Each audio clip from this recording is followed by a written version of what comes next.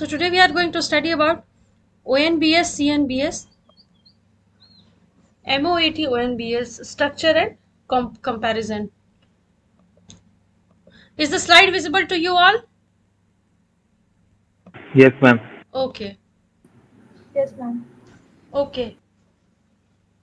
It will not be wrong to say if I say that this CNBS, ONBS, that is full form is closed nucleus breeding system, open nucleus breeding system, and then MOET, multiple ovulation and embryo transfer technology, coupled with ONBS, open nucleus breeding system. They are a part of breed development. They aim to improve the breed at field level, whereby they are coupled with progeny testing programs, whereby the merit of the sire and dam is seen, and then they are transferred to the commercial level so that large scale production of an increased egg, meat and wool and or increased or improvised breed could be done through this CNBS, ONBS, MOAT and ONBS.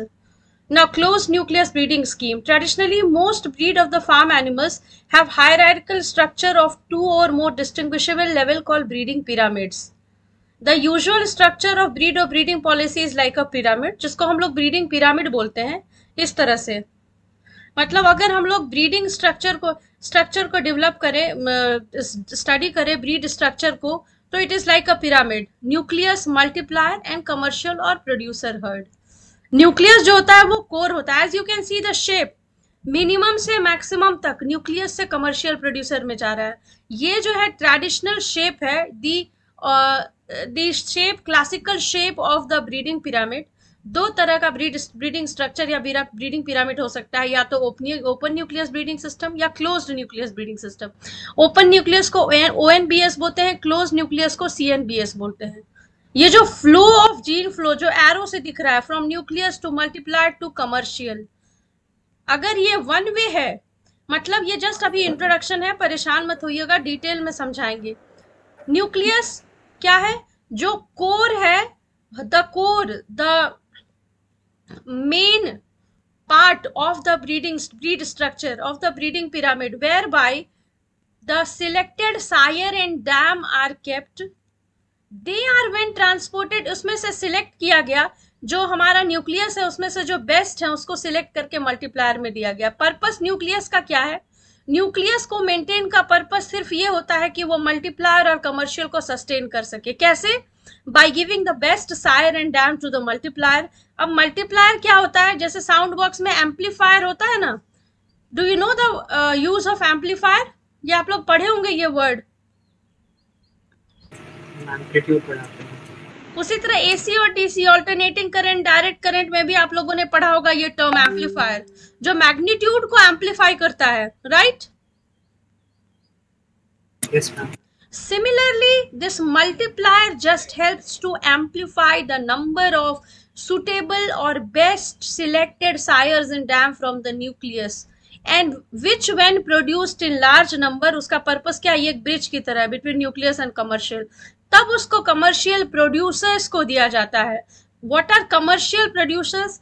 Commercial producers produce large number of that particular breed या that particular selected sire या dam या animal. अब ये commercial producer जो होता है differ करता है in case of lower animals या higher. lower मतलब कि अगर पोल्ट्री और पिग की बात करें हम लोग, जिसमें लिटर साइज ज्यादा होती है, तो उस केस में जनरली पोल्ट्री के केस में तो commercial producers are the big companies, they are actually attached there. यही डिफरेंस होता है from the large animals to the poultry. लेकिन ये बाद में धीरे धीरे सब क्लियर होगा. पहला.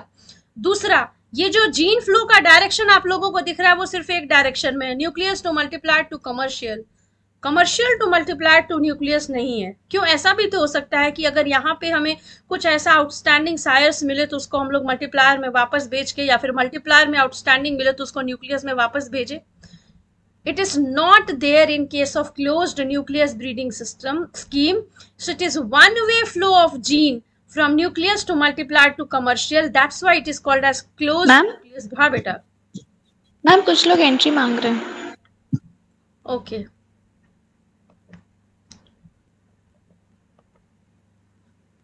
ठीक है. That's why it is called as closed nucleus breeding scheme. ये पिरामिड आप लोगों को विजिबल है ब्लैक कलर का?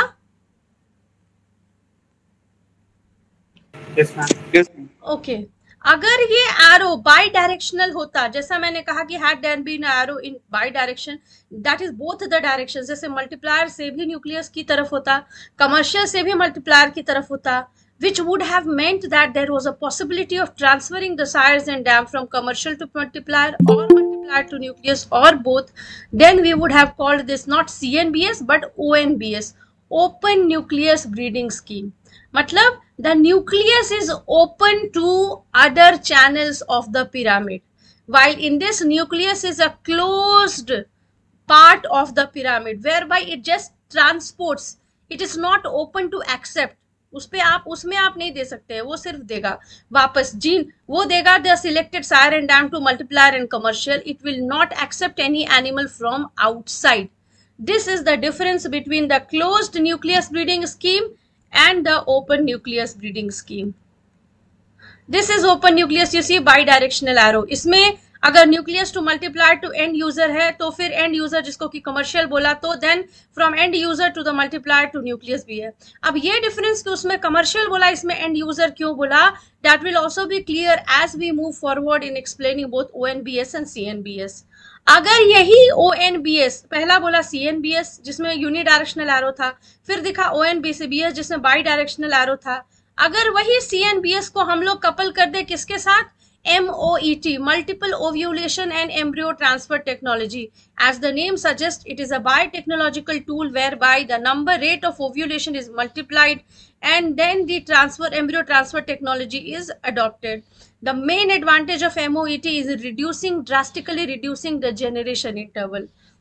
तो इससे क्या होता है, genetic gain via ONBS is increased many times when you couple it with MOET and you call it as ONBS MOET. तो पहला हो गया CNBS, दूसरा हो गया ONBS, तीसरा हो गया MOET ONBS.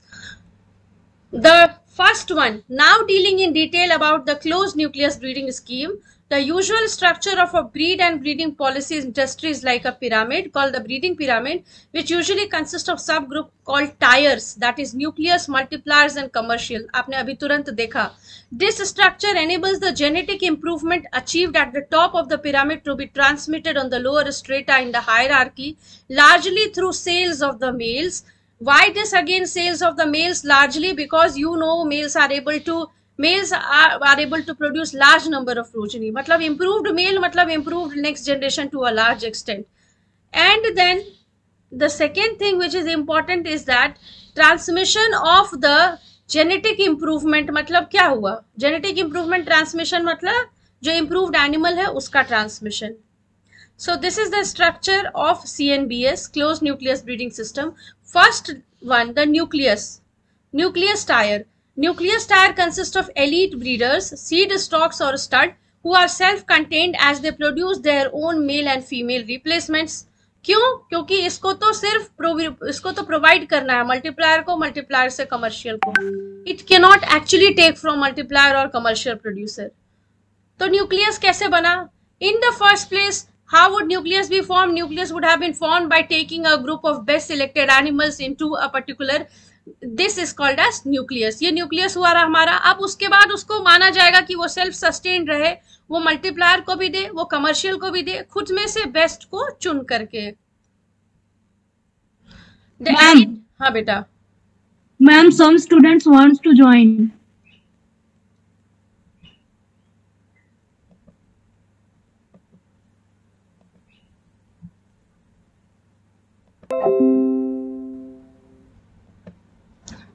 The elite breeders are the main center of genetic improvement and their role is the supplying superior breeding stock to the next tier, that is the multiplier. In some cases, the nucleus breeder may form a group and exchange sire and dam between them.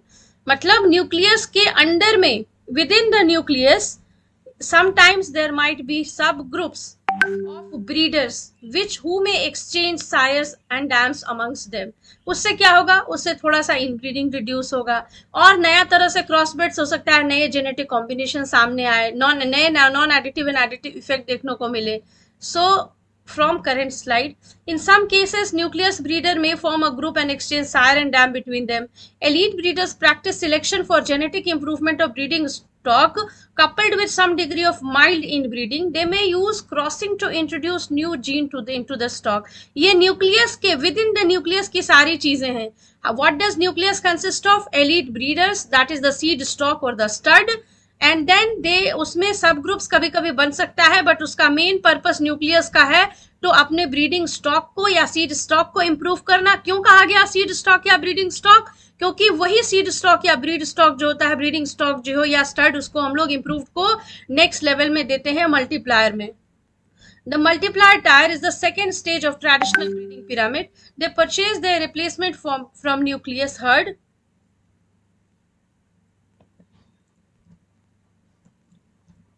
Just correcting the spelling.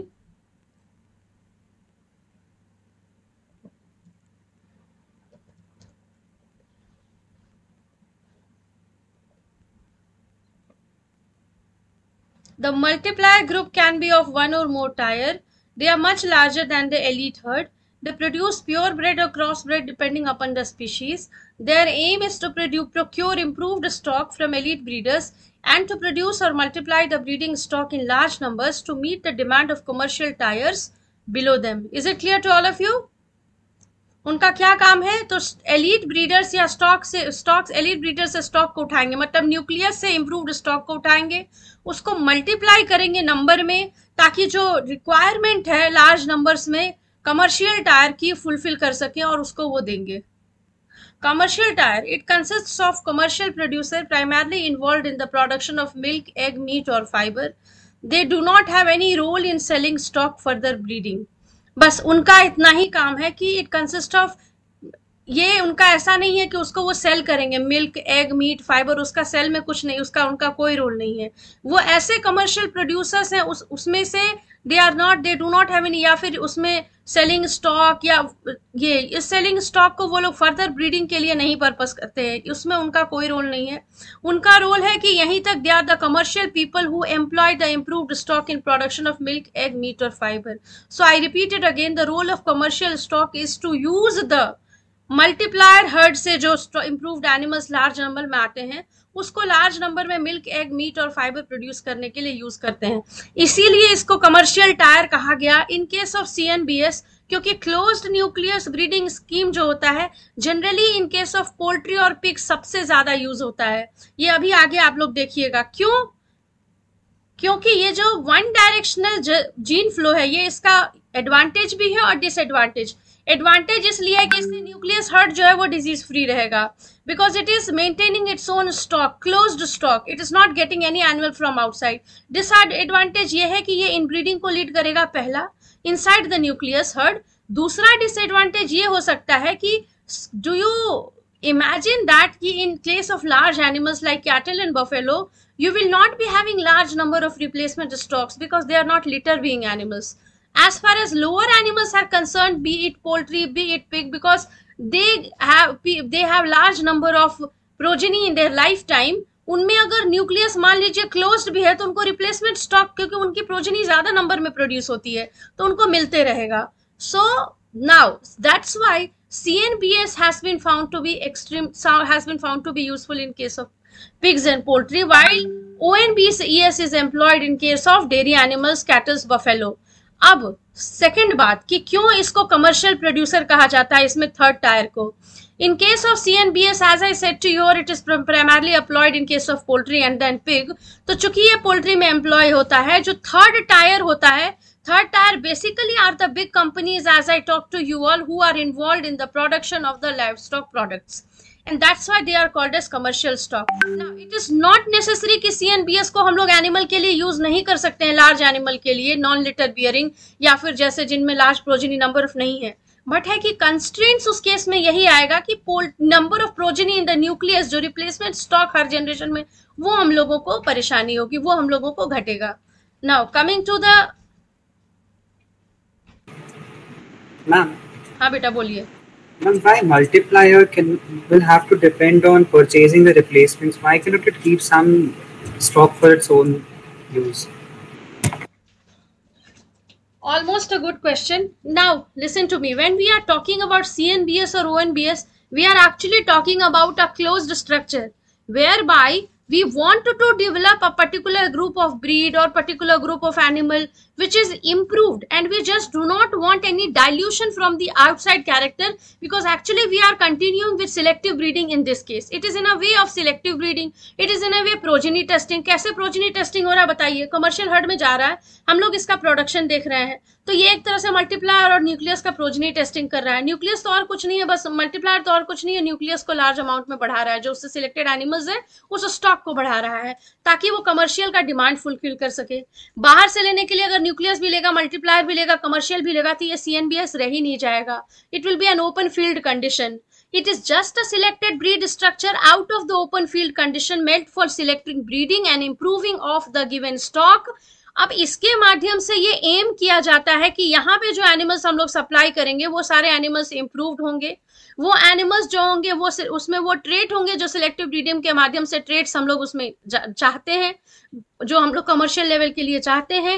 And so we do not want any dilution from outside, and we are actually developing specific types of breed और animals, और that's why called as breed structure. And that's why it is a pyramid type, जिसमें कि हम लोग बाहर से इसको field करिए तो फील्ड में एक अलग एक है ऐसा हम लोग जो कि हम लोग डेवलप कर रहे हैं, इन द सेंस कि ये मान के चलिए कि ये एक हाइपोथेटिकल डायग्राम है.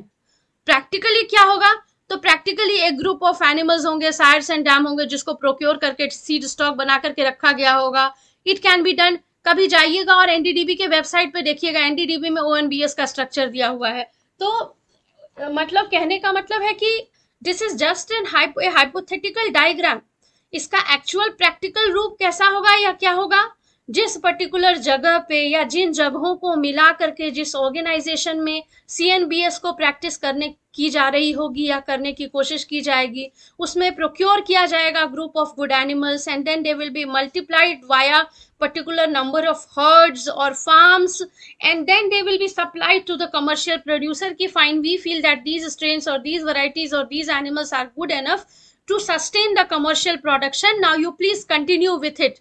So they will have data and documents of the production. They will be able to fulfill the commercial producer's demand, and thus they are actually developing a particular group or line of good animals or sires and dam. So am I clear to all of you कि ये बाहर से क्यों नहीं, ना nucleus लेकर multiply ना commercial. ये एक हाइपोथेटिकल ब्रीडिंग पर पिरामिड या ब्रीड स्ट्रक्चर का डायग्राम है जो कि प्रैक्टिकल में इस तरह से होता होगा. Am I clear to all of you? Yes, ma'am. In this traditional hierarchical breeding structure, the genetic improvement made by elite breeder flows downward. This breeding scheme is based on the assumption that elite breeders are making genetic progress, which is being then constantly transmitted to the next tier. ये जो elite breeder की जहां बात हो रही है, it is talking about the nucleus tier, जिसमें कि मान के चला जा रहा है कि सिलेक्शन और ब्रीडिंग जो कहा गया कि कई बार न्यूक्लियस हर्ड में छोटे छोटे ब्रीडर्स ग्रुप भी बनाते हैं, and then they breed the animals in between themselves.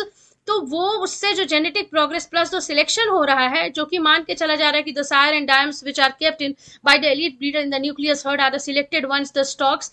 तो वो जब उसको मल्टीप्लायर में ट्रांसफर किया गया सिलेक्ट करके, तो what is being transfer, it is actually the genetic improvement which is being constantly transmitted to next tyre.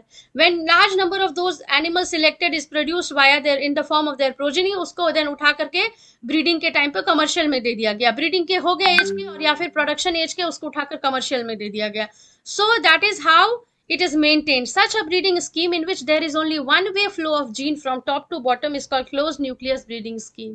So what are the demerits of this CNBS or closed nucleus breeding scheme? Transmission of genetic improvement is unidirectional. Progress in lower strata is solely dependent on nucleus herd. Why? Because none of the other herd are improved in selective breeding or improvement, या और किसी herd से selection करके nucleus में नहीं दिया जा रहा. It is only the smallest selective breeding, narrowest part of the pyramid, the nucleus herd, which is responsible for the genetic progress. In a species like cattle, this was what I was talking just now, with small size nucleus herd. क्यों? क्योंकि cattle के case में number of progeny in the lifetime is less. It is too small and thus little genetic progress is made, which is transmitted to the lower tiers. Rate of inbreeding might also increase in the nucleus herd. Closed, ये pyramid है क्या है? Closed structure है जिसमें कि breeding inside ही हो रही है, in between the animals हो रही है, not with with the animals outside, so definitely rate of nuclear inbreeding will increase. Long time lag or the improvement lag is involved in the transmission of genetic improvement from one strata to the next, usually 2 to 3 generations. क्यों चाहिए उतना समय? क्योंकि large animal में generation interval ही उतना है, तो number of, अगर मल्टीप्लायर की भी बात करेंगे तो number of animals to be produce to meet the demand, जो सिलेक्टेड सायर है उसको मल्टीप्लायर में दिया, अब उसकी प्रोजेनी नंबर उतनी प्रोजेनी प्रोड्यूस होते होते जिसको कमर्शियल में भेजा जाए उसको लग गया अच्छा खासा समय. That's why it is said that the time lag is large. अब सोचिए कि इन पिग, जबकि जिसका की जनरेशन इंटरवल काफी कम है कैटल से, उसमें अगर 2 से 3 जनरेशन है इंप्रूवमेंट लैग, या फिर 7 से 8 साल है, तो कैटल में it is going to be many fold. Am I clear to all of you? हाँ ma'am, sorry to disturb you ma'am, वो ग्रुप मैसेज करे, ग्रुप में बहुत सारे लोग एंट्री के लिए, मैम प्लीज अलाउ कर दीजिए.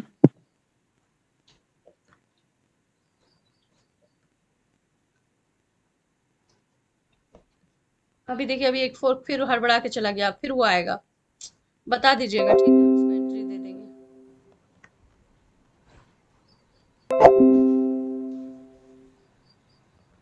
थोड़ा तो टाइम मेंटेन करना चाहिए ना. मैं खुद ही लिबरल होकर के I allow 5 minutes time, allow majority of the people to come, but that never means that they are going to continue entry till the end of the class. I just don't understand how much will they understand if they come so late. Anyways, CNBS is most commonly used in poultry, followed by pig, because commercial breeding industries in these species are well developed and organized. यही मैं कहना चाह रही थी कि closed nucleus breeding system is mostly used in poultry, followed by pig, because commercial breeding industry in these species are well developed and organized. ये एक another important reason है. I talked about short generation interval, मैं अभी उसकी बात की. फिर मैंने high prolificacy की बात की, मतलब number of progeny जो poultry और pig में produce होता है. तो if you get a reason why is CNBS commonly used in poultry followed by pig, these 2 reasons, third one, these 3 reasons. ये तीसरे की बात मैंने अभी, ये जो commercial herd हमने जो last commercial tire बोला था, क्योंकि इस पोल्ट्री में you all know that there are large number of industries doing business in poultry, या फिर पोर्क की बात करते हैं तो because they are it is an organised sector, and as far as poultry is concerned, it is internationally organized sector for beef, for egg, beef, for meat. So there are these commercial tire में उसको इतना profitable business होता है और इतना ज्यादा companies are there to take up that multiplier herds animal लेने के लिए तैयार हैं. The genetic progress is enhanced many times and the improvement या desired या the breed structure to be constituted is created very fast. Salient features of this structure in poultry and pig. The nucleus flocks are kept under strict quarantine. कुछ question है जो इससे related आप लोग को अभी तक दे देते हैं.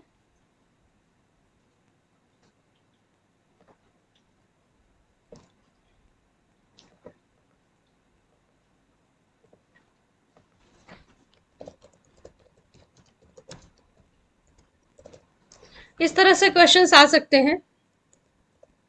Explain CNBS, compare CNBS, ONBS, MOET.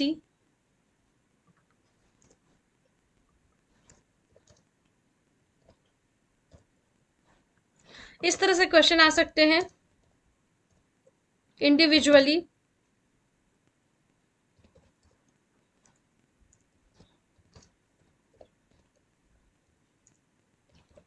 Is the slide visible to you all? Question can be like, why is CNBS called so? जो इसके बारे में डेफिनेशन है वही इसका ये आंसर है. या why is ONBS called so? I discussed it just now. Next question. Why is CNBS considered more suitable for poultry and pigs? I repeat it again. I give these questions just so as to enable to you all कि जब पढ़िए तो book या notes जब पढ़िए तो आपको पता चले कि किस लाइन पे एम्फेसाइज ज्यादा करना है, किस पैराग्राफ एम्फेसाइज ज्यादा करना है. And when you sit for to study for any examination, you should be knowing what type of questions can I get and how should I be preparing for it, what answer should be there in my mind when I sit to write the question paper. Why is CNBS considered more suitable for poultry and pig?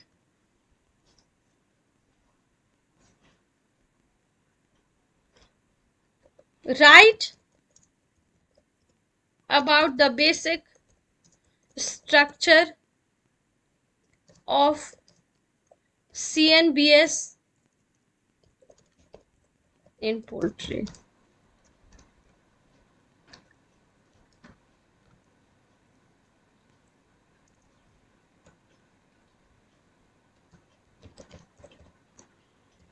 I'll be again giving questions as I get while dealing with the successive topics. Ma'am. हाँ बेटा बोलिए. Why are we so hellbound in not introducing animals in the nucleus, even though we know that it will lead to inbreeding later?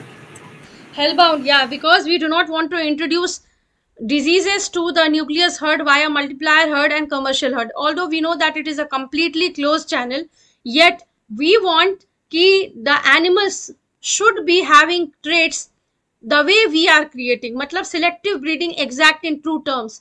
अगर हम लोग मान लीजिए allow कर दे multiplier या कमर्शियल हर्ड से एनिमल्स को न्यूक्लियस हर्ड में जाने में, तो ये भी हो सकता है कि डिजीज नहीं ट्रांसमिटेड हो, क्योंकि लेकिन ये भी हो सकता है कि in due course of time अगर कोई एनिमल डिजीज हो गया है तो the whole stock of the nucleus herd will be diseased in few of the cases. और वो डिजीज फिर वापस से जब आप मल्टीप्लायर और कमर्शियल में देते हो तो उसका जो 4 साल 8 साल का प्रोग्रेस है वो जीरो पे आके खड़ा हो जाएगा because of the disease structure. पहला.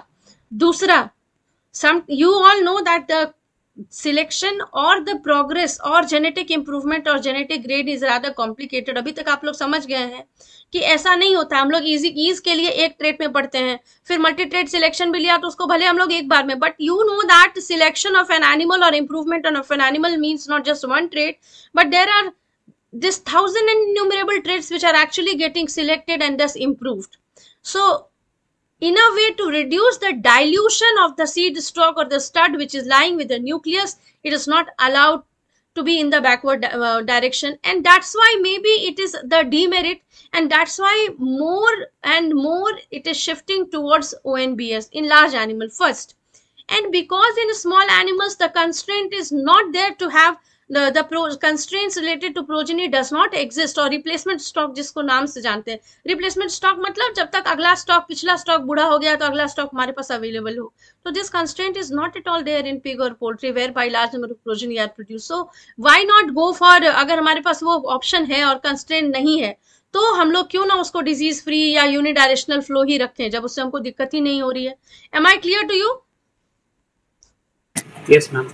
Okay, salient features of this structure in poultry and pig. The nucleus flocks are kept under strict quarantine. Elite and multiplier herd are in hands of multinational companies who control most of the business throughout the world. ये देखिए, ये poultry और pig का ये सब खास features है which is not there in other animals. The elite purebred or synthetic strains which are few in numbers are most intensively selected. The breeding stocks from these lines move down to companies' own multiplier flock contracted by them for multiplication purpose.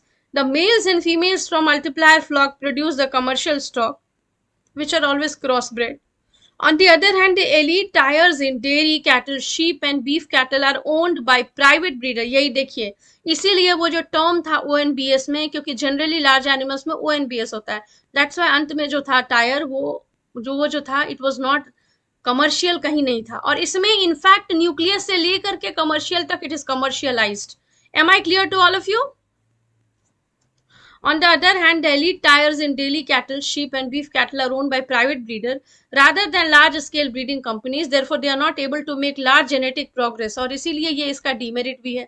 Closed nucleus breeding schemes in these species is therefore not very successful in efficient transmission of genetic improvement to lower tier. So this is also a very very very important reason जो कि already लिखा हुआ है कि इसके पहले आपने देखा होगा कि commercial breeding industries in these species are well developed and organised. So if you get a question that why is it not feasible in large animal, first is large generation interval, second is low prolificacy, and third will be because the commercial breeding industries in large animal like cattle, sheep, buffalo are not very much organized first.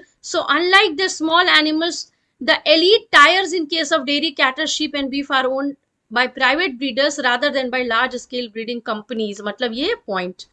Closed nucleus breeding scheme in these species is therefore not very successful. इतना अगर आप लोग difference समझ जाए कि हाँ भाई ध्यान से सुनिए, कहानी की तरह तुरंत बता दे रहे. क्लोज्ड वन वे है channel, open two way channel है. क्लोज में न्यूक्लियस से मल्टीप्लायर से कमर्शियल होगा, बट ओपन के केस में it can be bidirectional, मतलब from the last tier to the first one as well. दूसरा क्लोज जो है सो पोल्ट्री और पिग के केस में, यानी जिसमें लिटर या प्रोजनी ज्यादा प्रोड्यूस होते हैं उसमें ज्यादा फिजिबल है, या जिसमें जेनरेशन इंटरवल शॉर्टर है. वहीं पे ओपन जो है वो लार्ज एनिमल में जिसमें कि रिप्लेसमेंट स्टॉक ज्यादा मिलेगा, प्रोजनी कम, लार्ज एनिमल में प्रोजनी कम मिलती है, रिप्लेसमेंट स्टॉक ज्यादा नहीं मिलता है, इसलिए ओपन न्यूक्लियस ब्रीडिंग स्कीम को हम लोग फेवर करते हैं. अगर आप लोग इतना भी समझ जाते हैं, और इसीलिए इसके साथ एक और चीज डिफरेंस, ये बहुत इंपॉर्टेंट डिफरेंस, जब कंपेयर वाला क्वेश्चन आप लोगों को मैंने दिया, if you get it in exam, compare या write the difference between ONBS and CNBS, you can write that's why the genetic progress, the rate of genetic progress in case of CNBS is lower than that on case of ONBS. Then you can also write the commercial companies are more there involved in case of CNBS as compared to ONBS, क्योंकि उसी की वजह से भी जो progress होता है वो मोर उसमें होता है in compare to lesser in case in the next case. Elite nucleus, elite breeders, the multiplier and end users. I think I said, एक मिनट मैंने क्या बोला? The genetic progress, wait listen, the rate of genetic progress is less in case of ONBS compared to CNBS. Did I say that या मैंने उल्टा बोला? बताइए तो. The rate of genetic progress is more in case of ONBS compared to is less in case of ONBS as compared to CNBS. ये लगेगा आप लोगों की अच्छा मैडम ये बात भी हो सकता है ना कि बाई डायरेक्शनल है तो ONBS में ज्यादा होगा. इट इज नॉट देयर, क्योंकि जो एनिमल्स इन्वॉल्व है वही, इसी कंफ्यूजन को मैं दूर करना चाह रही थी आप लोगों को, शायद बाय मिस्टेक ये मेरे से निकला. जो CNBS होता है, CNBS में genetic progress is more as compare to ONBS, although उसमें बाई डायरेक्शनल जीन फ्लो नहीं है तो भी. क्यों? क्योंकि उसमें रिप्लेसमेंट स्टॉक, प्रोजेनी, ये सब का कोई कंस्ट्रेंट नहीं होता. Main is that from right from the elite to the commercial, large number of commercial breeders are involved in it. And secondly, because the generation interval of the animals involved is much shorter as compared to the generation interval of the animal involved in case of ONBS. Obviously इसीलिए per unit of time जो है genetic gain या genetic progress जो है वो CNBS में more है. Am I clear to all of you now? Yes. Okay. So this is the structure of ONBS. Open nucleus breeding scheme. If the nucleus or elite herd are open to genetically superior animals from lower tiers of the breeding pyramid, a two-way flow of gene become possible.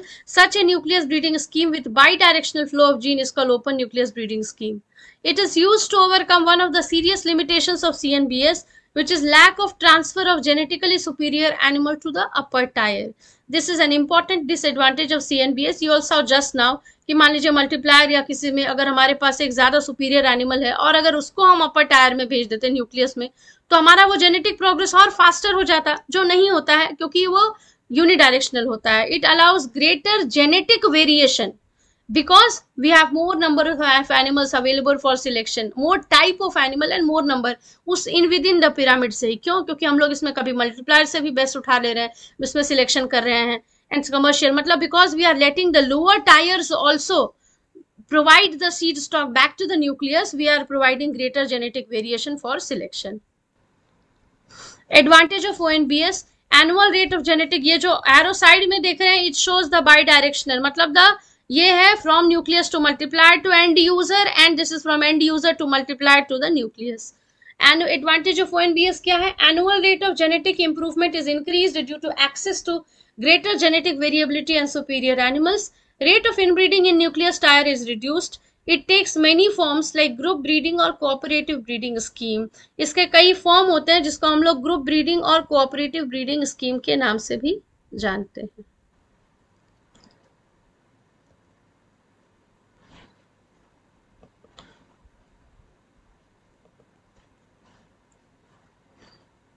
Group breeding involves a group of breeders who agree to cooperate in the formation and subsequent running of an open nucleus elite herd or flock in return for a regular supply of breeding stock male from nucleus elite herd or flock in return.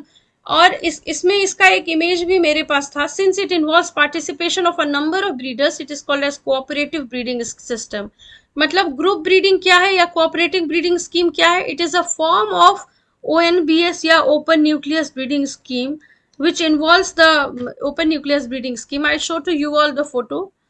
Advantages of ONBS: annual rate of genetic improvement is increased due to access of greater genetic variability and the superior animal. ये अभी just बताए and then आप लोगों को हम बाद में बता देंगे. इसका फोटो आप लोगों को हम दिखा देंगे. किसका? तो कोऑपरेटिव ब्रीडिंग स्कीम का. मतलब कहने का मतलब जब हम लोग इसको थोड़ा सा लार्ज नंबर में जब हम लोग अलाउ करते हैं large number of breeders, group of breeders को जो कि कोऑपरेट करने के लिए अग्री करते हैं कि इसको ओपन न्यूक्लियस या एलीट हर्ड या फ्लॉक को हम लोग इसको रेगुलर सप्लाई में ब्रीडिंग स्टॉक मेल प्रोवाइड करेंगे, तो उसको हम लोग कहते हैं ओपन कोऑपरेटिव ब्रीडिंग स्कीम. मतलब जब आउटसाइड बाहर से कोई कुछ ऐसे कोऑपरेटिव हैं या ब्रीडर्स हैं, वो एक कोऑपरेटिव की तरह उसको सिलेक्टेड सायर्स प्रोवाइड करते हैं to strengthen the nucleus herd. कहने का मतलब ये क्या हो गया? Other than this end user multiplier and nucleus, outside से भी if you have cooperatives or if you have breeders, large breeders agreeing to allow the sire selected sires to the nucleus herd, तो क्या होगा? nucleus herd का जो strength है या it will have more number of replacements या more genetic variation to select from, तो इसको हम लोग कहते हैं group breeding scheme. Is it clear to all of you up till here? Yes, ma'am. Question. Ma'am, in the open breeding scheme of having group breeders, we are not allowing the animals to come from outside, na? नहीं, almost closed ही है. From selected cooperatives और breeders. ठीक है. Okay. और वो भी सिर्फ ये हाँ बेटा बोलिए, वो भी ONBS के केस में ही स्पेशल टाइप है ग्रुप ब्रीडिंग स्कीम, जो कि मतलब व्हेन वी आर डिजायर, मतलब हम लोग मतलब जानबूझकर intentionally, it is a type, it is an improvised type of ONBS group breeding scheme. Am I clear to all of you? जहां पे जरूरत हुआ need based, it is need based devising a new type of ONBS which is called as group breeding scheme. अब समझ में आया? Yes, ma'am. Close breeding में हम लोगों ने देखा कि वन वे जेनेटिक ट्रांसफर हो रहा है. And how right it is to say कि वन वे जेनेटिक है, but ultimately the commercial production ही पूरा स्टेटा को कंट्रोल कर रहा है. That when you think on a large scale that finally the whole animal law, the whole country, it will all be dependent upon the, वो कहीं ना कहीं से तो उसी से आएगा, बट वो थोड़ा सा दूर का हो जाता है. मैं आपकी बात को समझ रही हूँ, आपकी सेंड में कह रहे हैं ना, ठीक है. Yes. हाँ, but it is not so directly enough. If the involvement is concerned, it is mainly from the new, it is almost in a way isolated, and in a way within 2 to 8 years or within the given generations वही breeds produce होते हैं, animal produce होते हैं which we intend to for selective. अब मान लीजिए बेटा ये सोचेंगे, तब तो अगर लॉन्ग रन में हम लोग फार्म भी कहते हैं कि इंप्रूव करने की बात कहते हैं, कैसे इंप्रूव करेंगे? AI कराएंगे या कुछ कराएंगे, वो जिस एनिमल से आया होगा वो हो सकता है प्योर नहीं होगा, उसकी एंसेस्ट्री में कोई जी. Now, this is based on the fact that more the relation, distant relation, उस लेवल पे कि जितना दूर का एंसेस्ट्री होगा ऊपर के रिलेशन में, उतना उसका जेनेटिक कंट्रीब्यूशन या उस एनिमल में उस तरह का जीन कम होते जाएगा जैसे जैसे जनरेशन बढ़ेगा. इसीलिए तो पिग में भी 2 से, देखिए उसमें जो अभी आप लोगों ने हमने अभी देखा, डिड यू सी कि उसमें क्या बात की गई? उसमें कहा गया था कि even in case of pig for bringing, ये रुकिए आपको मैं दिखा दे रही हूँ, मैं आपकी क्वेश्चन आई अंडरस्टूड, बस इससे रिलेटेड एक line.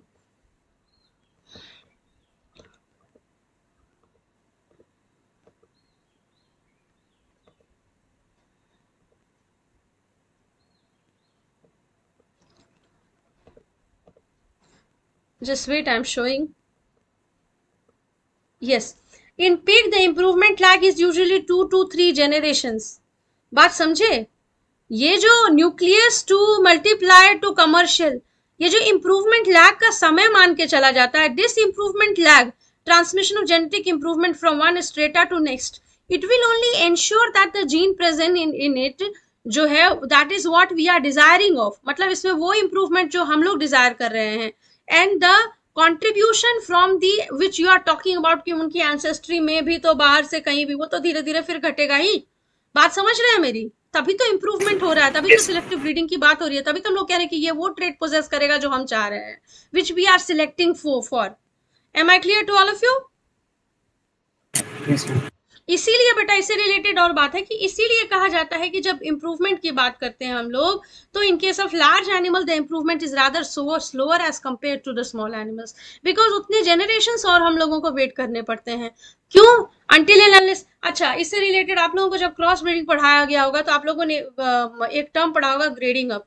Improvement of non describe animal, female को नॉन डिस्क्रिप्ट को ब्रीड कराते हैं विद एस्टैब्लिश्ड और डिस्क्रिप्ट सुपीरियर मेल ब्रीड के मेल से. यही है ना ग्रेडिंग अप, ठीक है. तो ग्रेडिंग अप जो होता है उसमें हम लोग मान के चलते हैं कि 6 से 7 जनरेशन के बाद, क्योंकि जो the inheritance level of the, it is assumed कि that graded animal is at par with the pure breed almost. मेरी बात समझ रहे हैं? 99 पॉइंट दैट मच परसेंट, उतना 99.9% तक उसको inheritance it gets from the animal. तब जब मिल जाता है तब हम लोग मानते हैं कि इट इज ऑलमोस्ट क्या कहते हैं उसको, at par with the animal, जिससे उसकी ग्रेडिंग अप हो रही है. Yes. Did you understand? अब उसमें रिलेटेड क्या होता है, उससे रिलेटेड कैसे बताया जाता है? तो in first generation half of the क्या कहते हैं female nondescript, half of the established sire. Second generation में जब उसको फिर एस्टैब्लिश्ड सायर से ब्रीडिंग कराई जाएगी, इसके जो प्रोजेनी है, तो क्या होगा, ये फीमेल हाफ और इधर हाफ से इट विल इंक्रीज. कैसे इंक्रीज होगा बताइए, बताइए कैसे होगा? ये दोनों तो हाफ हो जाएगा, मतलब 0.25 और 0.25 प्लस ये 0.5. इट मीन्स सेकेंड जनरेशन के प्रोजेनी में 0.75 रह जाएगा इसके पास सुधरा हुआ मेल का, द डिस्क्रिप्ट मेल, और 0.25 रह जाएगा नॉन डिस्क्रिप्ट का. फिर उसको थर्ड जनरेशन अगर उस प्रोजेनी को वापस से क्रॉस करेंगे विद द डिस्क्रिप्ट मेल, तो क्या हो जाएगा, ये 0.25 घट के 0.125 इसके पास बचेगा उस फीमेल का, और इधर जुड़ जाएगा इसका कितना, आधा हुआ और प्लस आधा 0.5, और उसमें कितना था हमारे पास फर्स्ट जनरेशन में 0.75 का आधा, मतलब 2 तिहाई 6, 2 छक 12, 0.3675 प्लस 0.5, मतलब कितना हुआ 0.8675 रफली.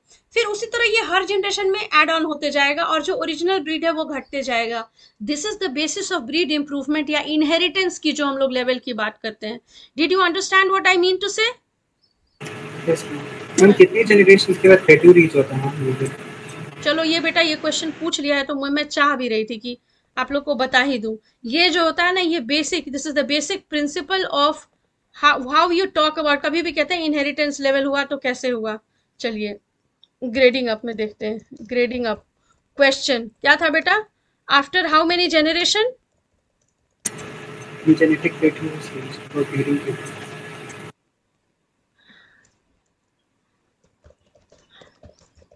can the graded animal be considered at par with the descript breed? यही क्वेश्चन है ना? Yes ma'am. चलिए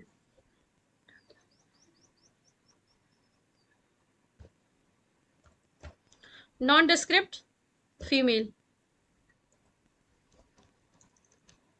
अब सायर डैम उसमें उसका सिंबल डालेंगे तो थोड़ा टाइम लगेगा, इसीलिए जो इजीली होगा nondescript superior descript male F1 generation. ये पेज आप लोगों को विजिबल है चिल्ड्रन? वर्ड फाइल विजिबल है बच्चों? थोड़ा सा बड़ा था. Yes ma'am. अब ठीक है, ध्यान से देखिए. 0.5 non describe female, 0.5 superior descript mail.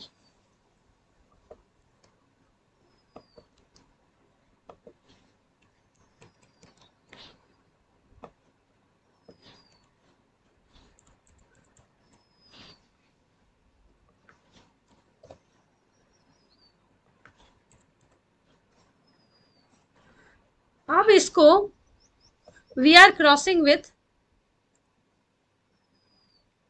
Again superior descript male. F1 generation को हमने क्रॉस किया. What we will get?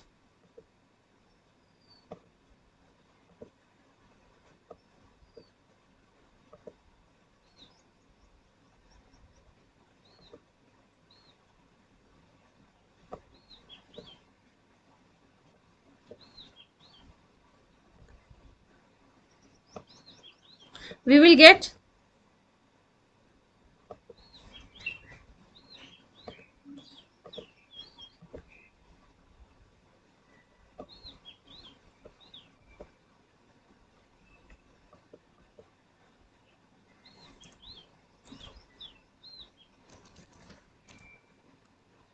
F2.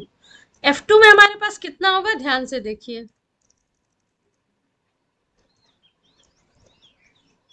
ये जो 0. अब ये ध्यान से देखिए, ये जो पेरेंट है, ये एक्चुअली हम जो बात कर रहे हैं, ये F1 जनरेशन का फीमेल पेरेंट है. उसको उठाए, फीमेल को उठाए F1 का, और हम लोगों ने फिर से वापस क्या किया, सुपीरियर डिस्क्रिप्ट मेल में से या तो सेम या तो अदर हमने सिलेक्टेड मेल से क्रॉस कराया, उसी ब्रीड से जिससे F1 प्रोड्यूस हुआ था. अब है ये हमारा यानी फीमेल पेरेंट है, ये हमारा मेल पेरेंट है according to Mendelian law of segregation. Next F2 generation में ये भी अपना हाफ ही जीन देगा और ये भी अपना हाफ ही. तो ये अगर half of the inheritance that sire will be that dam will be giving, तो प्रोजेनी में कितना मिलेगा, प्रोजेनी में ये मिलेगा 0.5 के बदले क्या हो जाएगा 0.25 नॉन डिस्क्रिप्ट फीमेल. और ये क्या हो जाएगा सेकंड, ये हो जाएगा 0.25 नॉन सुपीरियर डिस्क्रिप्ट मेल. लेकिन सुपीरियर डिस्क्रिप्ट मेल तो दूसरा पेरेंट भी है, तो ये किसमें जुड़ जाएगा, इसमें. कितना इनहेरिटेंस हो जाएगा ये इस पेरेंट से, तो इसको पूरी हाफ मिलेगा 0.5 सुपीरियर डिस्क्रिप्ट मेल. ये हमारा हो गया F2. मजे की बात ये है कि ये F2 एक्चुअली क्या होगा हमारा, ये 0.25 and 0.5 will add up to increase the inheritance of superior descript male in the F2 progeny, giving it 0.75 F2. Again we cross it with superior descript male. Then what will happen,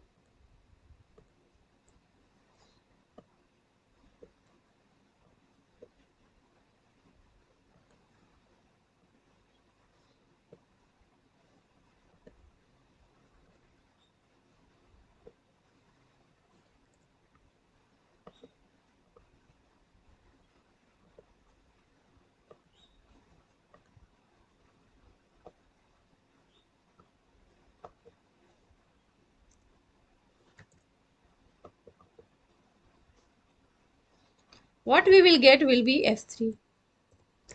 भाई F3 का क्या genetic constitution होगा, inheritance level, theoretically we will be expecting the animal to have.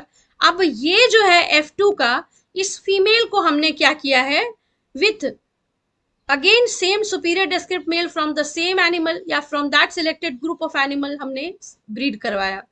तो it will be contributing this female dam, यानी dam will be contributing again half of its inheritance.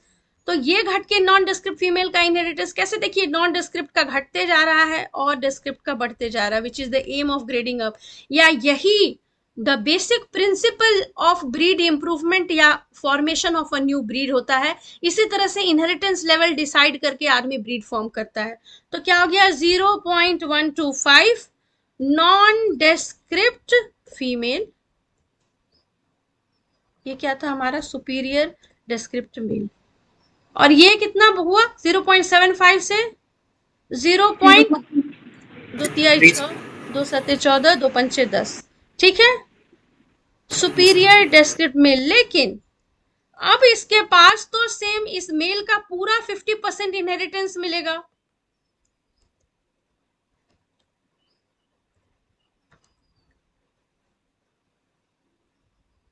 तो 50% हो गया 0.5 superior descript male, which will add up to give the level of inheritance of superior descript male as equal to 5, 3, 8.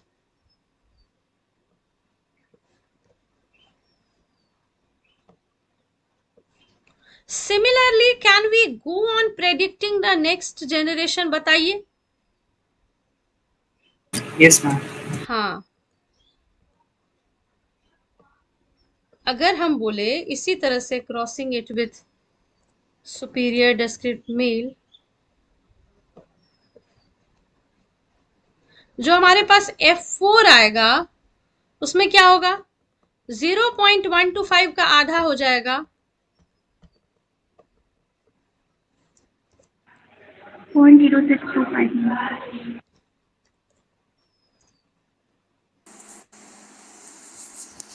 2 छक 12, 2 दूना 4, 2 पंचे 10. Non descript female and male how much? This will be reduced to 2 तिहाई 6,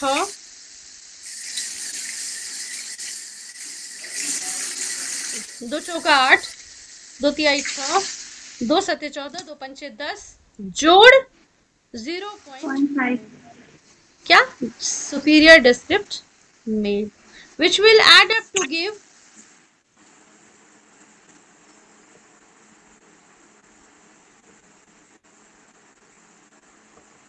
this is F4 into superior descript male.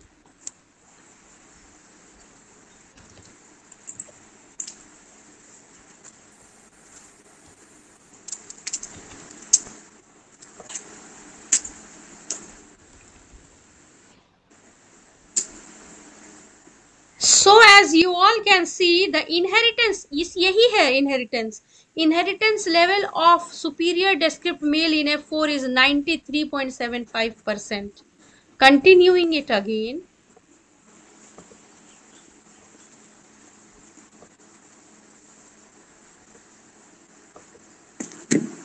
अब बेटा ये basis आप लोग को समझ में आया? जो सुनते हैं कि TND जो यहाँ का ब्रीड है उसमें 50% टैमवर्ट है, 50% देसी है, इसका क्या मतलब है? Now did you understand? इसमें कितना है पता है? 6.25% नॉन डिस्क्रिप्ट का इनहेरिटेंस है और 93.75% जो है सुपीरियर डिस्क्रिप्ट मेल का इनहेरिटेंस है.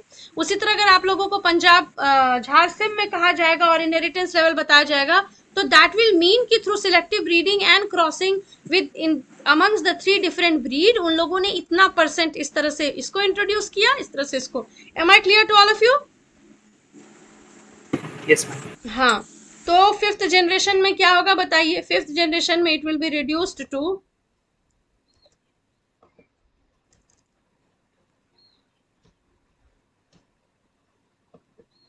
0.0125 non-descript female and 2 चौका 8, 2 छक 12, 2 अट्ठे 16, 2 सते 14, 2 पंचे 10. Superior descript male plus 0.5 superior descript male, which will add up to give 0.9687.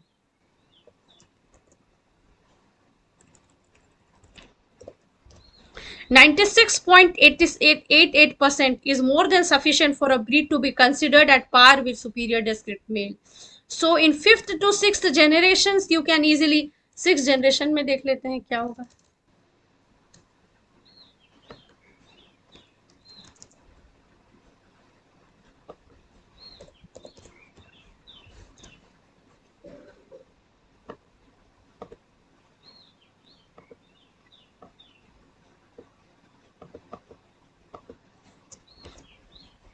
Zero 0.015625 NDF 0.2 चौका 8, 2 अट्ठे 16, 2 चौका 8, 2 तिहाई 6, 2 सत्ते 14, 2 पंचे 10, 0.9.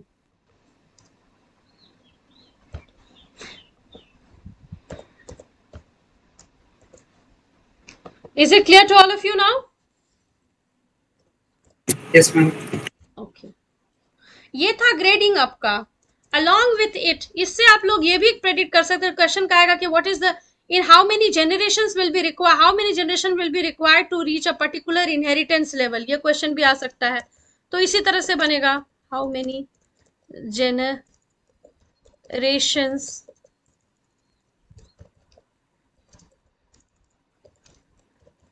will be required to reach a particular inheritance level of any parental breed in a given cross. एक और question जो हम भूल रहे हैं, हाँ, देन अगेन जो मैं ब्रीडिंग पॉलिसी ऑफ झारखंड पढ़ाते हुए बता भी रही थी, what is the optimum exotic inheritance desired. अगर वन ऑफ द पेरेंटल, ध्यान से सुनिए, पेरेंटल ब्रीड एग्जॉटिक है, 50% से ज्यादा exotic inheritance is not allowed so as to keep the adaptability, वरना वो survivability and adaptability will be less, mortality will be more. It is 50%. कहने का मतलब अगर इस ग्रेडिंग अब कोई ऐसा है जिसमें कि एग्जॉटिक, ये जो superior descript male happens to be exotic, where will we stop it?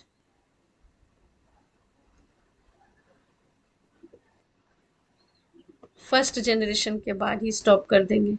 M I clear to all of you? Yes, ma'am. So this is the thing. Now coming back to the slide,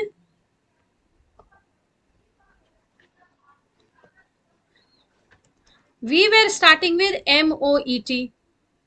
ठीक है? Skip. In the meantime, I was to show to you all. 2 minute के लिए stop presenting.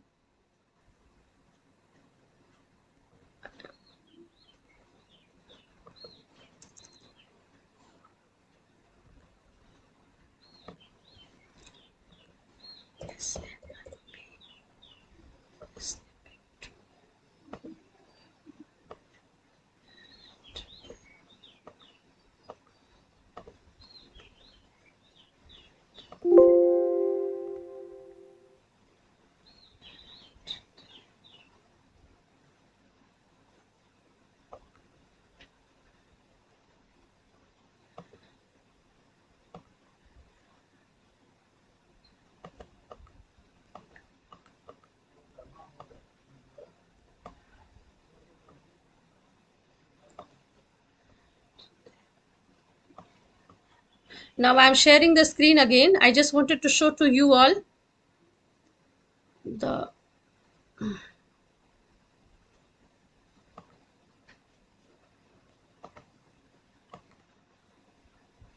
present now your entire screen. Share the slide. Visible hai beta slide? Yes, ma'am. So this is the diagram of from current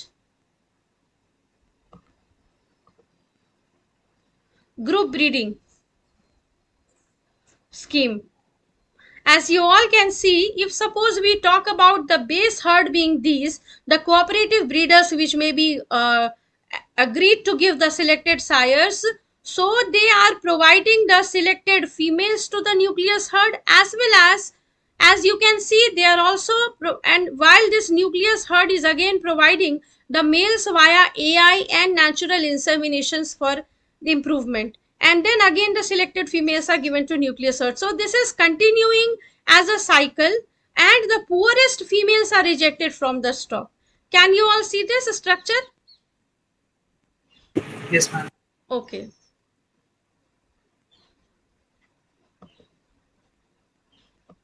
Now coming to the next thing, multiple ovulation and embryo transfer technology.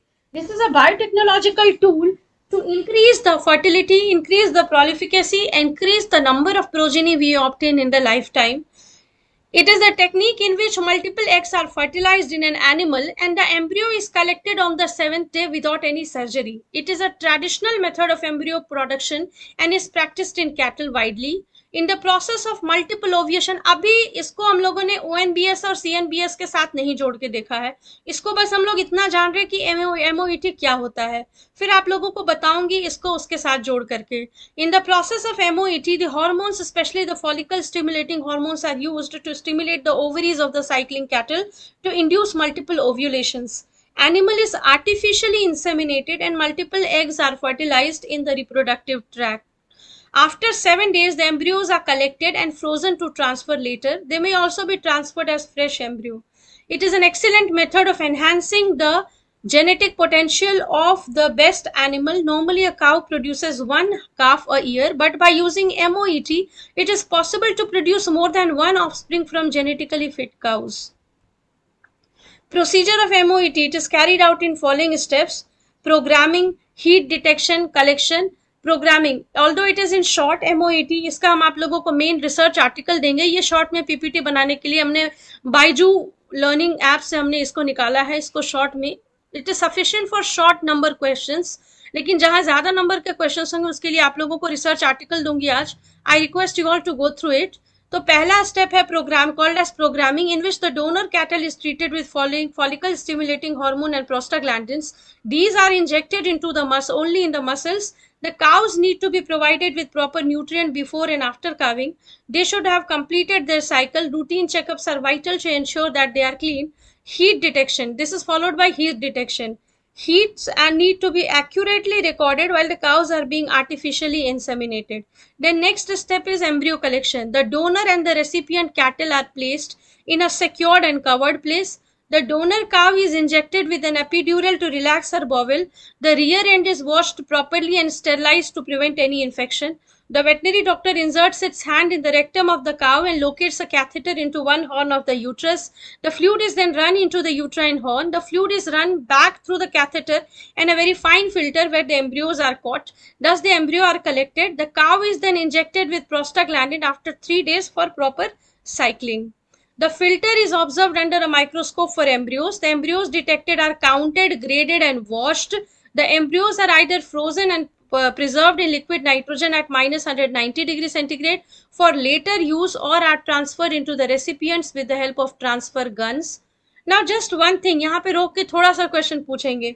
क्या आप लोग इसमें इतना तो समझ में आ गया कि हम लोगों ने पहले उसको सिंक्रोनाइजेशन ऑफ ईस्ट्रस किया एनिमल को, उसके बाद उसको हार्मोन्स की मदद से, उसकी गोनाडोट्रोपिन्स की मदद से हमने इसकी जो फॉलिकल्स स्टिमुलेटिंग हार्मोन हम लोगों ने इसका ओव्यूलेशंस को बहुत बढ़ाया. फिर हम लोगों ने एम्ब्रियो को ऑब्टेन करके उसको क्या किया, ये हमारा था डोनर एनिमल. इस डोनर कैटल से हम किस में ट्रांसफर करेंगे, हम रेसिपिएंट कैटल में ट्रांसफर करेंगे.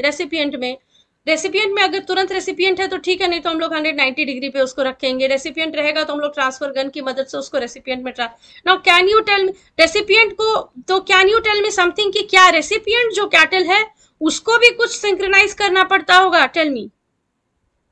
और दूसरा चीज मेरा ये क्वेश्चन है, इसको पढ़िएगा, it is not related to genetics, जो जेनेटिक्स से रिलेटेड से क्वेश्चन है वो अभी पूछूंगी कि can you all tell me कि क्या इसमें डोनर के साथ साथ रेसिपिएंट का भी कुछ जेनेटिक इंप्रूवमेंट में रोल होने का चांसेस हैं?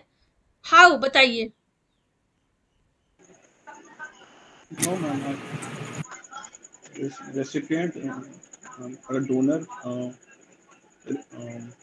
अगर ट्रांसफर करते हैं एम्ब्रियो को तो रेसिपिएंट्स पे तो कोई असर नहीं होना चाहिए. वो सिर्फ एक न्यूट्रिशन प्रोवाइड देता है. तो हम लोग को जो रेसिपिएंट है एक हेल्दी होना चाहिए ताकि वो अच्छे से उसका यूट्रस हेल्दी रहना चाहिए. ऑलमोस्ट करेक्ट, बस इसको एक बार पढ़िएगा कि does the cytoplasmic inheritance play a role. ये जस्ट हम क्वेश्चन दिए हैं, हम भी जानना चाहते हैं थ्रू यू ऑल कि डज द मैटरनल इनहेरिटेंस और cytoplasmic inheritance play a role. और इसको मुझे नेक्स्ट क्लास में रिमाइंड कीजिएगा कि मैम ये क्वेश्चन आपने बोला था. ठीक है, I discuss on it. Does the cytoplasmic और maternal inheritance play a role via donor as well as recipient, or only the donor? Now then is embryo transfer. The recipient cows are injected with an epidural. They are washed when their ovaries observed to check their cycle. Embryos is deposited into the uterus with the help of transfer gun. Advantage of MOET क्या है देखिए. The increase in reproductive rate of the cattle. No surgery is required. Entire procedure can be carried out on a farm. Embryos can be frozen and stored in the laboratory for future use. The embryos can also be cryopreserved in bank for future use. Drugs used in MOET are follicle stimulating hormone, progesterone, PMSG, gonadotropin releasing hormone, prostaglandin, etc. Now the research article part. This is the research article which I have taken. I'll try to reduce it and show to you all. I'll be sending it to you all as well. This is for extra reading, so don't tell कि ma'am PDF भेज दी है. As a doctor इतना तो जरूर है, ये मुझे थोड़ा सा ज्यादा डार्क साइड भी लगता है. Fine if classes are not being taken, you should retaliate and you should be rebellious. But अगर क्लास के बाद अदर देन कुछ PDF, मैंने तो कभी आप लोगों को नहीं देखा मना करते. मैंने आप लोगों को पढ़ते देखा है, सीखते देखा है. मेरे क्लास के बच्चों ने तो मुझे और कहा है कि मुझे मैम नोट्स दीजिए extra. So this is the best part. And इसके थ्रू मैं ये भी कहना चाहती हूँ कि अगर अलग से PDF मिले क्लास में नोट्स के अलावा या क्लास पढ़ाने के, never forget that you are doctors, you are medical professionals. So just never forget that being medical professional, you need to have good amount of allied sciences में आप belong करते हैं, उसको justify करना है. Just reading 2 pages or 3 pages of notes are not going to make you a good veterinarian. आपको अगर practical अच्छा करना है तो थ्योरी भी अच्छी होनी चाहिए. As a doctor you all should have thorough knowledge of the subject you are reading. BBSc के बाद बेटा अलग से आप लोगों को समय नहीं मिलेगा पढ़ने के लिए, तो जितना हो सके अभी नॉलेज गेन करिए. Understand the schedule is hectic, तो आप लोग का अभी करना काम क्या, अभी तो पढ़ना है ना. तो ये देखिए, ये जो है multiple ovulation and embryo transfer in dairy cattle in गैटन. It is a very good, I found it Malaysian journal of veterinary research. As you all can see here, the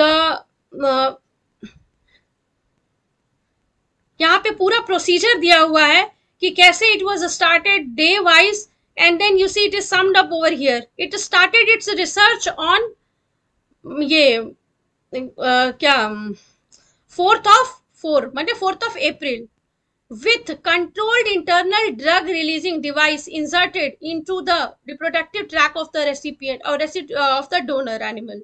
Then gonadotropin releasing hormone was injected on 6th of April, मतलब 2 days after it. On 10th of April, मतलब उसके 4 दिन बाद, follicular stimulating hormone 1 and follicular stimulating hormone 2 and KMRs. These are the markers or detectors to check the level of estrus or the stage in case of that animal. On 11th of April, prostaglandin was injected, PGF2 alpha, along with FSH3 and FSH4.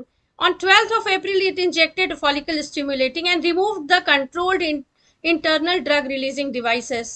On 13th, it did the heat check, and then on 14th, it went for heat check and AI. On 13th, of course, it also injected FSH plus 7 plus PGF2 alpha, FSH8 plus PGF2 alpha, and heat check, and then AI was done. On 14th also, it repeated the AI and heat check, and he did the heat check and repeated AI.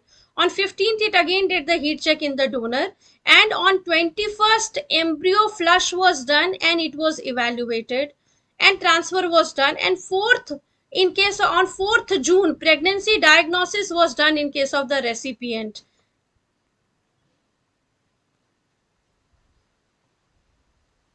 Here you can see that the stage of how is embryo quality, जो हम लोग flush करके निकालते हैं donor animal से, देखिए on donor animal से जो भी हम लोग, and that embryo is actually checked for quality check.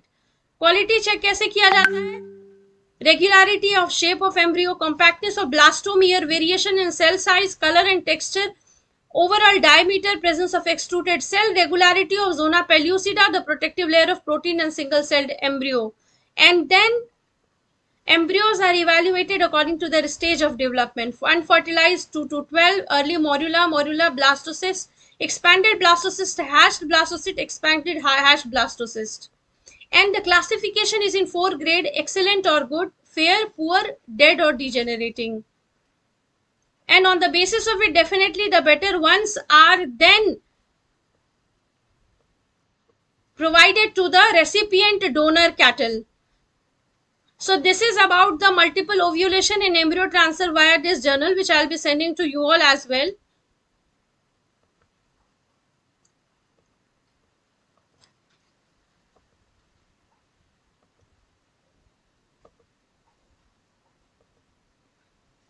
As now MOET along with NBS. What is this MOET along with NBS?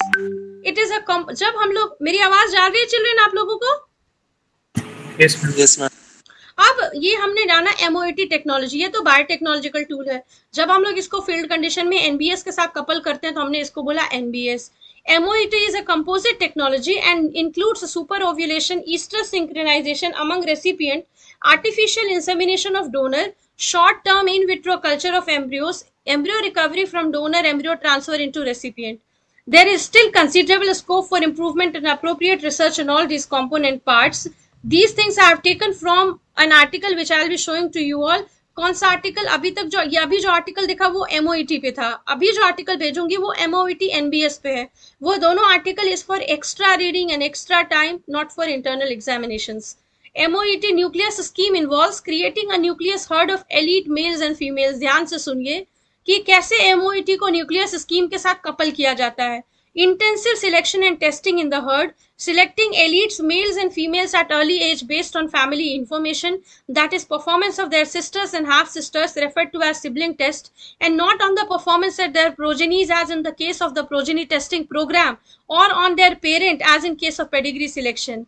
Thus, the generation interval is considerably reduced. क्योंकि इसमें ना हमने progeny testing की करी, pedigree selection में तो ऐसे भी जनरेशन इंटरवल मिनिमम होता है, तो हमने प्रोजेनी टेस्टिंग नहीं की. हमने इसके हाफ सिप और फुल सिप के बेसिस पे इसकी परफॉर्मेंस देखकर इसको सिलेक्ट किया.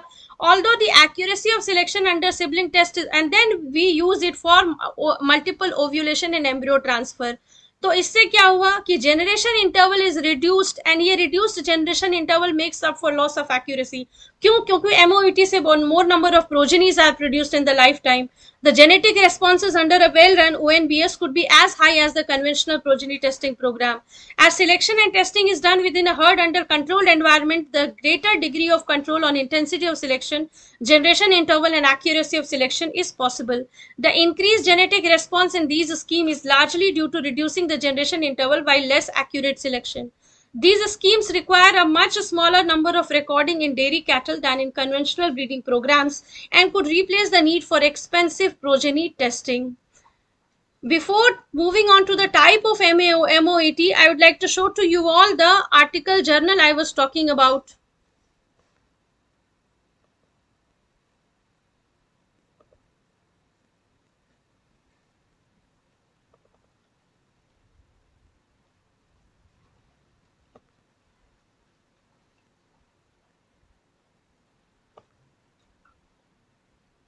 Yes. The first paper I talked to you all was by these many authors. Faiza HMS is the first author, published in Malaysian Journal of Veterinary Research, which I have consulted for reference. And the second is Multiple Ovulation Embryo Transfer, a review. It is very good paper. MOET Nucleus Breeding Scheme, a review by Shubha Ganguly and Vakchure. ResearchGate, published in ResearchGate. Obviously a good paper, इसीलिए ResearchGate में publish हुआ है. So this is the paper I consulted. You see the nucleus breeding scheme, then CNBS has been discussed, and then ONBS, and then advantage of ONBS, then MOET scheme, and then types of MOET and ONBS MOET, and then benefits of MOET technology. So you all can refer this for extra reading. Although I have taken the important content in my PPT with it, from it. So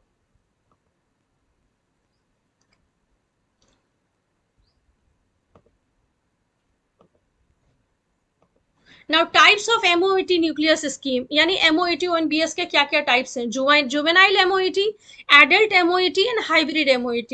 जब हम लोग young age पे Bulsar cow को select करते हैं तो इसको juvenile कहा गया. जब हम लोगों ने फर्स्ट लैक्टेशन अलाउ की तो एडल्ट कहा गया. And when we select both the types, it is called hybrid MOET. Juvenile MOET, selection of bulls and cows is done at early age.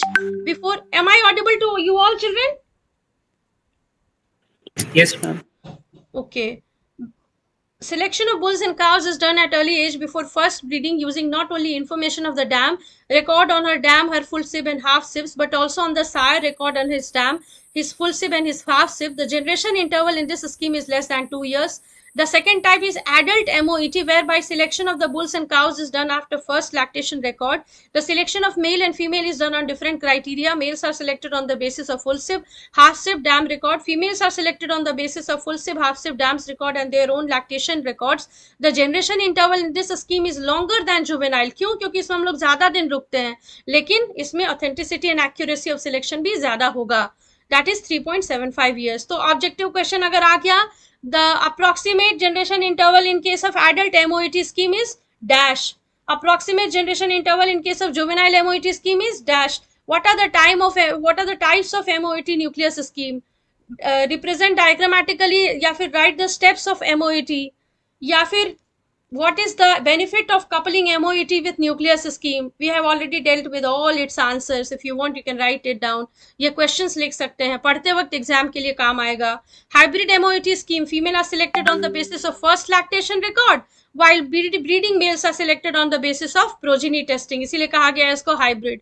Females को first lactation record पे individual selection किया गया और males को progeny testing की. दो तरह के selection involved. Now benefits of MOET, obtaining more offspring from valuable females. ये बहुत important है, ध्यान से सुनिए. Obtaining offspring from infertile females, valuable females, exporting or importing animals as fresh or frozen embryo, testing for Mendelian recessive traits, including new genetic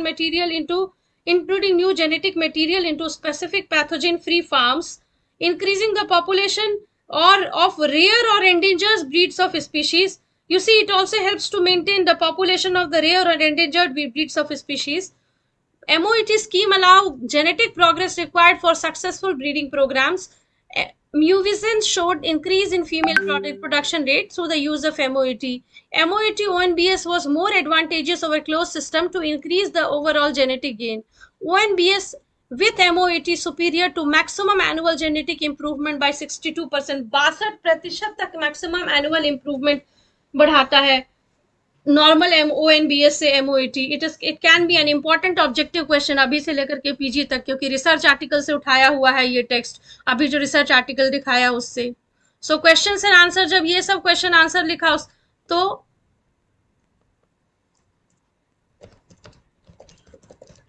advantage इसी में ये 62% वाला भी आप लोग दे सकते हैं, उसमें लिखा ही हुआ है ऑफ MOET over ONBS या NBS.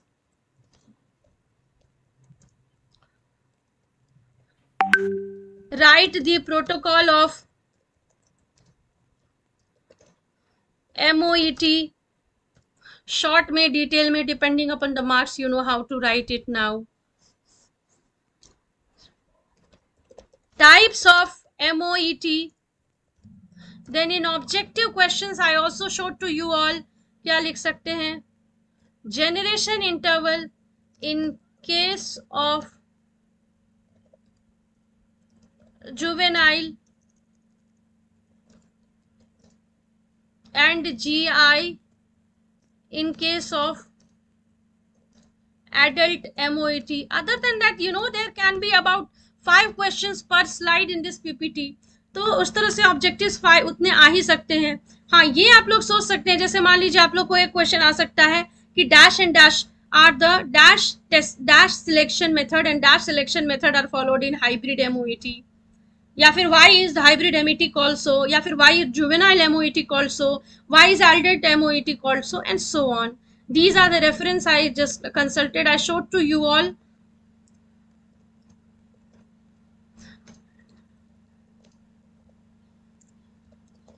That I consulted the 2 papers I'll be sending to you all for extra reading. The book Animal Breeding Principle and Applications by Brunswick Brar. I am a big fan of this book. It is very nice.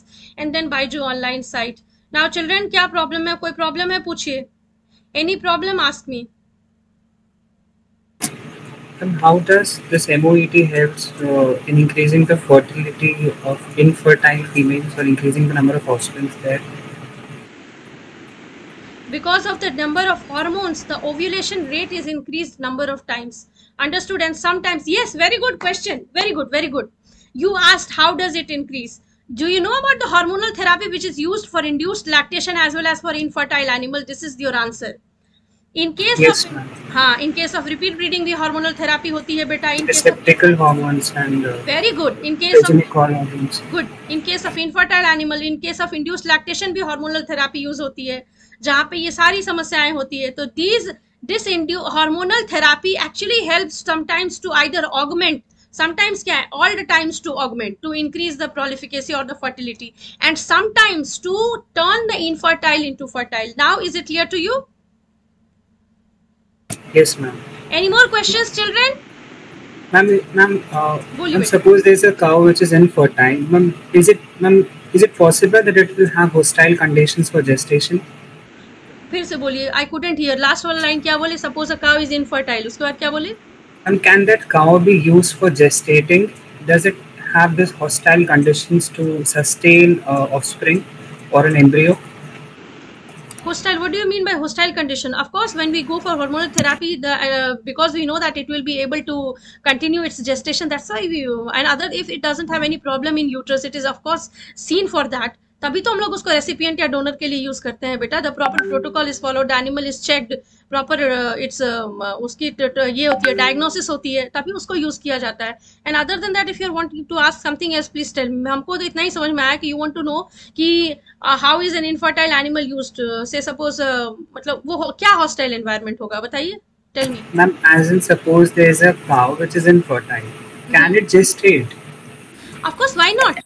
See, your question is again correct. See, there can be a gynecological problem or congenital disease. In that case, we will not be using it for MOAT, ONBS, not for any case of treatment. When we know that it is having some problem which cannot be cured by hormonal therapy, we will not be using it, right? So all such hormonal therapy and treatment are done only after proper diagnosis and proper suggestion by the doctors. Understood? And in fact, the best animals are used for MOAT, ONBS. इसको हटा दीजिए. अगर in general भी आप ये question पूछ रहे हैं बेटा, तो हार्मोनल थेरापी के जाने के पहले एनिमल्स को देख लिया जाता है कि हाँ उसमें स्कोप है कि नहीं हार्मोनल थेरापी के यूज करने का. बात समझे? Yes, ma'am. Ma'am, MOAT could be a very expensive procedure. How are we justifying that it is better than the conventional progeny testing and breeding programs? Yeah, this of course is an important constraint as far as cost is involved. So we do not find it is still a very regular process in field condition. Yet, because of the support of the government, because of major projects going on, at least at at bigger levels, as far as there are जैसे कि embryo testing, जैसे मान लीजिए आप देखिएगा online आपको मिल जाएगा बहुत जगह पे एम्ब्रियो टेस्टिंग का जो गवर्नमेंट ऑर्गेनाइजेशंस है, फंडेड ऑर्गेनाइजेशंस है, प्रोजेक्ट्स हैं, उसमें ये MOAT ONBS हो रहा है. बात समझे? MOAT लेवल पे हो रहा है. And slowly and gradually this scope and usage of MOAT is of course increasing. Understood? Yes, ma'am. Any more questions?